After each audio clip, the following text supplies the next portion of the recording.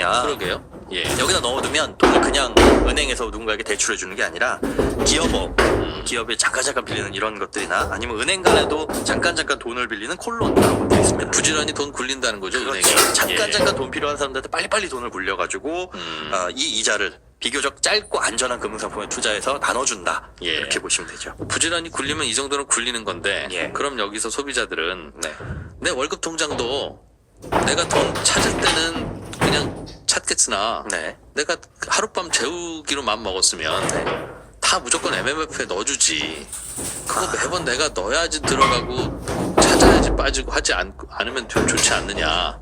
이런 생각을 할 수 있습니다. 예. 그 기능을 해주는 게 이제 CMA 통장입니다. 알아서 이런 서비스 저희 드릴 테니까 MMF 투자든 RPN 투자든 미리 계약하세요. 다만 네, 이거를 예. 왜 그럼 일반 예금은 안 해줘?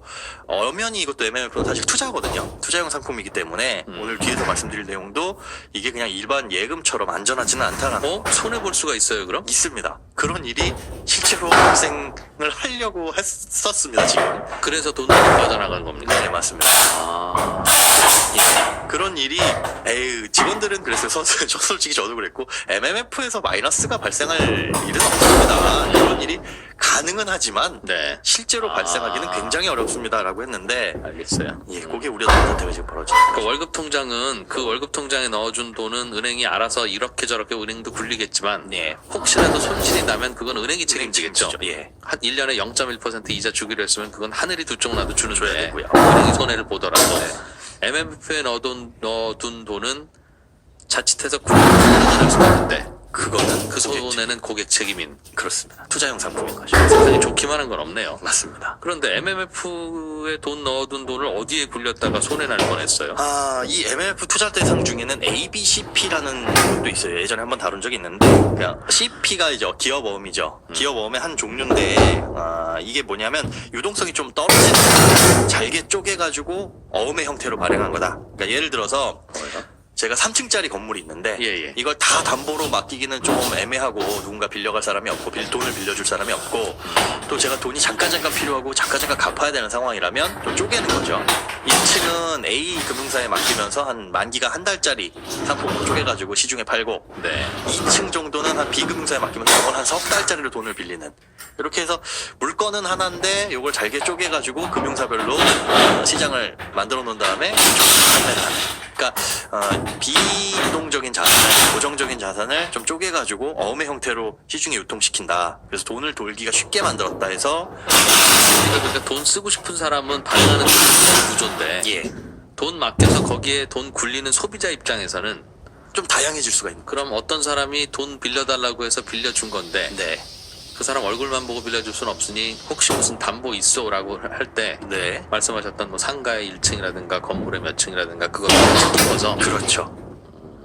그런 것을 담보로 하는데 이번에 이제 문제가 된 건 뭐냐면 예. 카타르 국립은행이라는 곳에서 발행한 정기은행, 정기예금. 네. 이 정기예금을 담보로 ABCP를 발행을 했어요. 이제 여러 가지를 발행을 했는데 네. 사실 카타르 국립은행이라는 곳은 안전하고 여기서 뭐 발행한 정기예금은 사실 안전하니까 예. 이와 관련된 ABCP도 안전하다라고 생각을 하고 국내에 있는 MMF에서 여기다 투자를 했는데 문제는 이 카타르 국립은행의 자회사가 예. 요번에 이제 시끌벅적한 터키에 자회사가 있다고 합니다. 그러다 보니까 터키에서 무슨 문제가 생기면 이 은행의 재정 건전성에도 무슨 문제가 생기는 거 아니냐라고 하는 기관 투자자들이 돈을 빼기 시작한 거죠.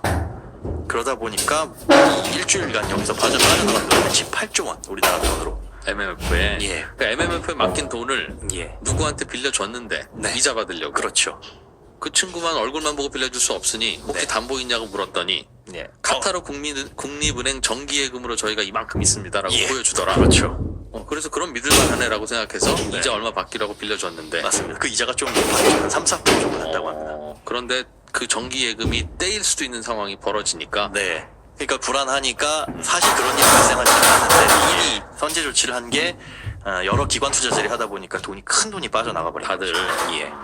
보통 주식은 누군가 서로 팔려고 경쟁이 벌어지면 네. 그 경쟁 때문에 주식값이 내리죠. 그렇죠. 아파트도 서로 팔려고 하면 그때부터 내리기 시작하죠. 예. 살려고 하면 오르고요. 이 MMF도 그럼 네. 서로 이제 팔려고 나갔을 거 아니겠어요? 기관들이 돈이 빠져나갔다 갔다 하는 건. 맞습니다. 그럼 그 과정에서 그것 때문에 돈이 더 즉 가격이 더 내려가거나 손해가 커지지는 않았습니다. 맞습니다. 그런 우려가 있어가지고 그걸 미연에 방지합니다. 그렇게 되면 사실 같은 투자를 그 MMF에 돈을 넣어놓고 있는 뭐 10,000원을 넣어놓고 있든 예. 1억을 넣어놓고 있든 다른 투자자들이 나는 그 돈 필요해서 그냥 빼려고 할 생각도 없었는데 다른 사람들이 빼가가지고 손해를 보는 상황이 발생을 하잖아요. 네. 이런 투자자 간의 형평성도 발생을 하고 이런 부분들 때문에 해당 법률에서는 이런 것들을 좀 일부 제한할 수 있게끔 하고 있습니다. 그러니까 펀드 회사에서 어떤 환매 요청이 들어왔을 때 이 환매 요청에 응하게 되면 예. 다른 투자자한테 피해가 가거나 기타 다른 문제가 생길 때는 환매를 연기시킬 수 있는 그런 장치를 두고 있어요. 그래서 이번에 돈 못 찾아가게? 예, 맞습니다. 이번에 환매 요청이 들어왔을 때 이러다가는 다른 투자자들한테 문제가 생기겠다 싶어서 일시적으로 한 3, 4일 정도는 환매를 연기시켰던 실제로 그렇게 했었습니다. 그 다음에 그 다음 주에 환매가 재개가 됐죠. 그렇군요. 맡긴 돈들을 이 카타르 국립은행 정기예금 담보 거기로만 투자했었다는 거예요? 이 펀드 MMF에 보니까 한 30-40%를 거기다 넣어놨는데 실제로 이래서는 안 되는 겁니다. 그러니까 법률상에는 펀드에선 한 개 동일한 자산에다가 10%까지밖에 못 넣게 되어 있어요. 예. 근데 그 법을 어겼냐라고 봤더니 그렇지는 않았습니다. 왜냐하면 이 카타르 국민은행에서 발행한 정기 예금을 뭐 30% 40% 투자한 게 아니라 네. 이것을 담보로 발행한 ABCP가 여러 가지 종류가 있는데 그 각각의 ABCP의 비율로 본다는 거죠. 즉 A라는 금융사에서 발행한 ABCP, B라는 금융사에서 발행한 ABCP, C라는 금융사에서 발행한 것 이렇게 해서 각각 10%씩 하면 이걸 총 30%로 보는 게 아니라 예. 기초자산은 동일하게 하나이지만 정기예금은 하나이지만 이거는 각각 10%로 봐서 실제로 봤더니 기초자산에 문제가 생기면 한 30%가 왔다 갔다 할 수 있더라. 요거는 좀 문제가 됐었습니다. 한 바구니에 담지 말라고 규정은 만들어 놨는데 그렇죠. 그래서 계란을 10개로 서로 나눴는데 네. 그 10개 중에 한 3개 정도는 예. 같은 양계장에서 나온 거더라. 맞습니다. 아. 그런 문제가 생겨서 실제로는 이게 뭐 사실 이런 문제가 생겼을 때 리스크를 줄이기 위해서 분산을 하라고 하는 건데 이게 좀 문제가 있었죠. 오늘은 MMF라고 하는 게 하루만 맡겨도 이자를 많이 준다고만 알고 있었는데 단점을 쭉 알게 된 계기가 됐네요. 예, 과거에도 설마 가끔씩 벌어지는 일이긴 하지만 손해 날 수도 있고 어느 날 못 찾을 수도 있고. 맞습니다. 이거는 MMF뿐만이 아니라 예. 다른 펀드들도 예. 못 찾을 수 있는 가능성도 있다. 그래서 펀드는 뭐 환매하면 3, 4일 안에 들어온다는데요. 라는 게 틀릴 수도 있다라는 것. 별일 없이 끝났어요? 아니면 아직도 뭔가 좀 불안합니까? 아직은 보고 있는 상황입니다. 그러나 뭐 그런 일은 발생하지 않을 것이다라고 전문가들이 말씀을 하신다는데 네. 그거는 지켜봐야 되고 그래도 펀드런에 대한 위기는 한숨 돌렸다라고는 보고 있습니다. 그러면 개인들은 예. 이렇게 위험한 MMF 하지 말고 네. CMA라고 있다면서요. 네. 그거는 증권사 가서 가입하는 거고 비슷하죠. 사실 CMA는 예. 서비스 일종입니다. 그러니까 돈을 맡기면 증권사에서 저희가 MMF로 알아서 넣어드릴게요. 이게 MMF형 CMA. 또 MMF는 난 그 위험하다며 그거 싫어라고 한다면 그러면 RP라는 것에 투자를 해드릴게요 라고 한다면 RP형 CMA. 어쨌든 알아서 투자해 줄 뿐이지 사실은 CMA나 네. 뭐 MMF나 뭐가 더 안전하다라고. 잠깐만 그러면 내가 CMA를 가입하고 예.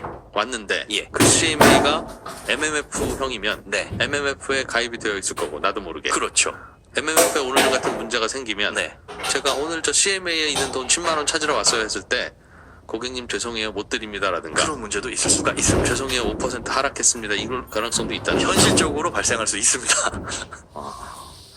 아직까진 일어나지 않았을 뿐입니다. 안전하고 수익 높은 건 없어요 그죠? 없습니다. 사실 정말 안전한 건 그냥 은행의 그 예금자 보호되는 예금 5천만 원 예. 한도 내에서 요거밖에 없다. 라고 보시면 됩니다. 그것만 하고 살 수는 없으니까 김 소장님 자꾸 모시는 건데 네. 행복자산관리연구소 김현우 소장이었습니다. 고맙습니다. 네, 고맙습니다.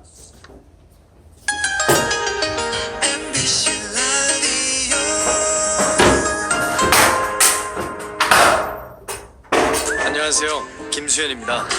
모두가 세상을 여행할 때 모두 투어는 당신을 여행합니다. 당신이 좋아하는 것을, 설렘을, 이야기를 모두의 여행이 다시 만나고 싶은 여행이 되도록 다시 만나고 싶은 여행 모두 별내역에 파라곰스케어가 온다. 용암천 수변공원 앞 스트리트형 테라스 상가 오즈의 마법사 테마존. 엄마와 아이들을 위한 키즈맘 전문 복합몰 역대급 복합단지 별내역 파라곰스케어. 파라곤이 지으면 명품이 됩니다.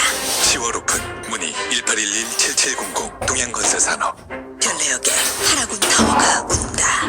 용암천 수변공원 앞 업무, 쇼핑, 문화, 오피스용 주거를 원스톱으로 누리는 섹션 오피스형 지식산업센터, 역대급 복합단지, 별내역 파라곤 타워. 파라곤이 지으면 명품이 됩니다. 10월 오픈 문의 1811-7200 동양건설산업. 연체자 1.6에서 최대 3.8% 해부금리, 금리 조건 12개월, 기준 손실 10% 이상 시 최저금리 적용, 중도산원 수수료 1%, 연체 이자율은 회원별, 이용 상품별, 약정이율 플러스 최대 3% 법정 최고금리 이내, 과도한 및 고통이 시작입니다. 계약 전 자세한 내용은 홈페이지 및 약관 참조. 에서 요점 롯데카드 다이렉트 오토는 최저 1.6% 할부금리 세차 살 땐 롯데카드 다이렉트 오토. 정수 오빠 그 얘기 들었어? 쭉 무슨 얘기? 아파트로 유명한 트웬티퍼스트에서 지식산업센터를 만든대. 아, 교통 전망 비즈니스 환경도 좋다는 21st 밸리. 눈치 빠른 사장님들은 다 몰리겠네. 서울 선유도역 21스트밸리 분양문의 1661-3299 주식회사 대명 21. 제조업의 혁신, 디지털 매뉴팩처링 페어, 스마트 팩토리, 모션 컨트롤, 금속 가공, 발전 플랜트 등 기계와 IT를 연결하는 혁신적 융합, 국제자동화 정밀 기기전. 9월 11일부터 14일까지 고양 킨텍스 한국기계산업진흥회.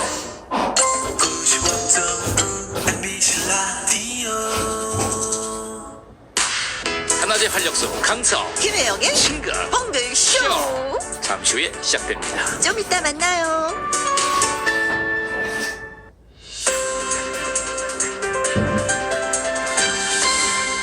이진우의 손에 잡히는 경제. 예, 자동차에 있는 카 오디오는 예전에는 뭐 음악만 잘 나오면 그만이었는데 요즘 음성 인식 기능, 인공지능 기능 이제 이런 게 점점 더 중요해지고 있다고 해요. 자동차 안에서 행동과 환경들도 달라진다는데 오늘은 이 얘기 좀 들어보겠습니다. 오토타임즈 권영주 자동차 전문 기자 나오셨습니다. 어서 오십시오. 네, 안녕하세요. 저 광고 보니까 네. 예전에는 내비게이션에서 그 우리 집 가려면 일일이 우리 집을 등록해 놓으면 버튼을 눌러야 되고 네. 아니면 일일이 주소를 쳐야 되는데 네. 음성으로 우리 집. 우리 집 이러면 다 돼요. 가요. 그러니까 그 말 알아들었다는 거죠. 네. 그러니까 자동차 안에도 이제 음성인식 기능이 많이 들어와 있는데 지금 뭐 보편화되고는 있지만 예. 오래전에 등장했습니다. 이게 10년 벌써 넘었어요.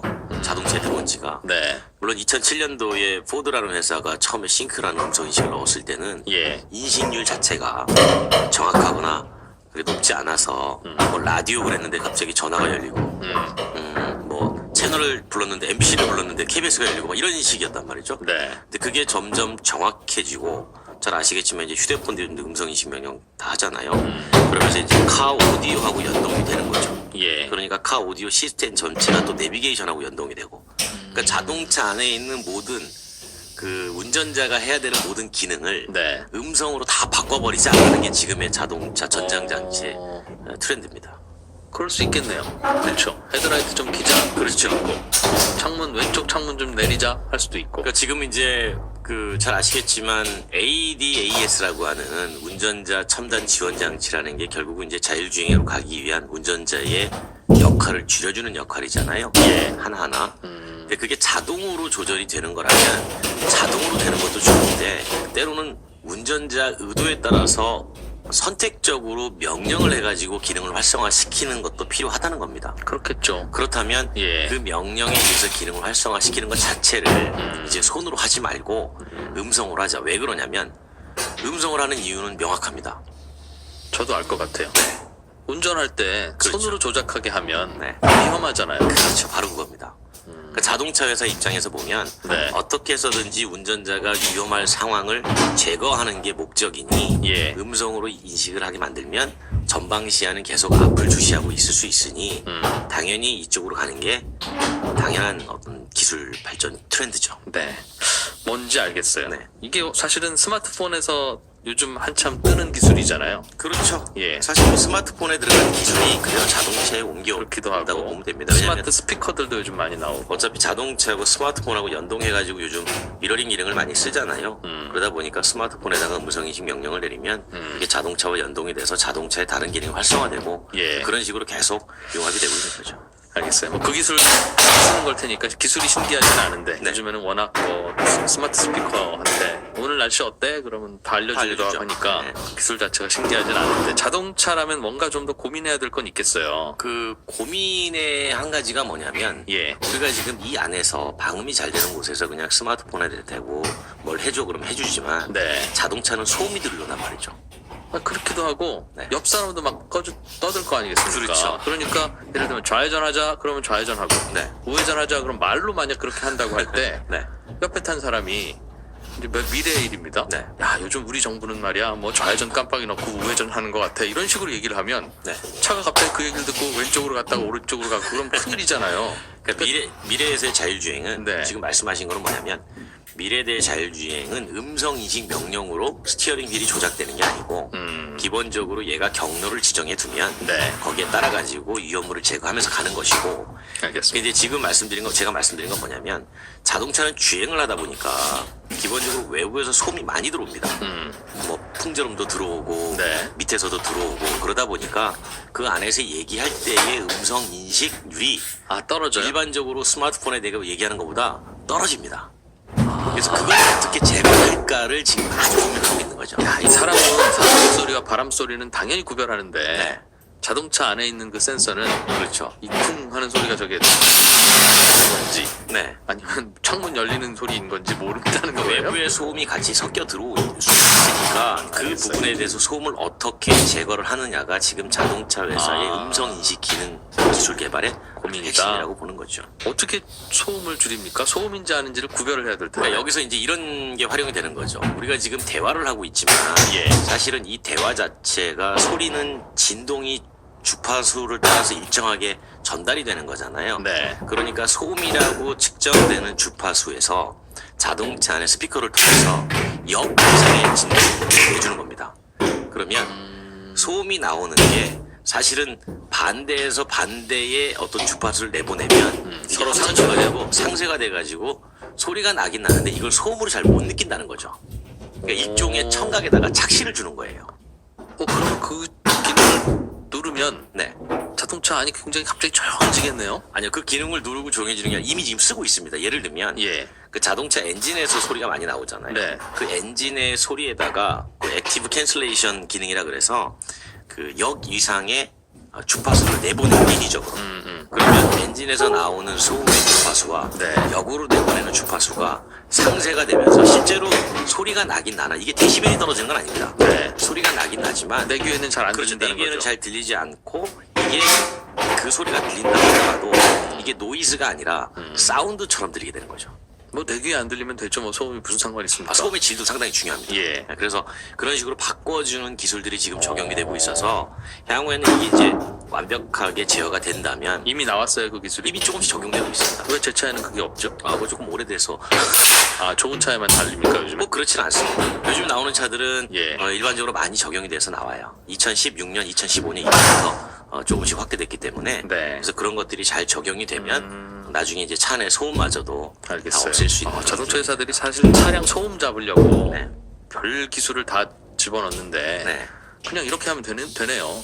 그렇죠. 뭐 일일이 다 틈으로 막고 뭐 이러지 말고. 막으려 그러면 그쵸. 계속 흡차염제가 들어가야 되고 기하급수적으로 원가 부담이 많이 되니까 예. 이런 식으로 기술적으로 이걸 줄이면 흡차염제 많이 안 써서 경량화가 돼서 효율이 올라가고요. 예. 자동차에서는 원가를 절감하고 운전자 입장에서 보면 소음이 잘 안 들리니까 역시 만족도가 올라가고 그러니까 이런 식으로 개발을 하고 있는 거죠. 알겠습니다. 요즘 뭐 휴대폰 업체들, 애플, 구글 뭐 이런 업체들도 이런저런 많은 기술들도 내놓고 운영체계도 만들고 하던데 그게 결국은 차 안에 들어가겠죠? 그렇죠. 다 들어옵니다. 그래서 카 오디오 회사들이 요즘 주목하는 게 결국은 카 오디오를 가지고 어떻게 그 외부와의 소리의 모든 걸 연동시키느냐 여기에 이제 모든 핵심 역량을 집중하는 거죠. 그렇군요. 오토타임즈 권영주 자동차 전문 기자였습니다. 오늘도 고맙습니다. 감사합니다. 자동차 성능에서 혜택의 패러다임까지 엔진 오일이 드라이빙을 바꾼다. 모빌원 체인지 이벤트. 모빌 전문점에서 모빌원으로 교체하시면 사은품을 드립니다. 2018년 8월 15일부터 10월 15일까지 사은품 소진 시 조기 종료될 수 있습니다. A, B, C, D, E. 그 다음은 마세라티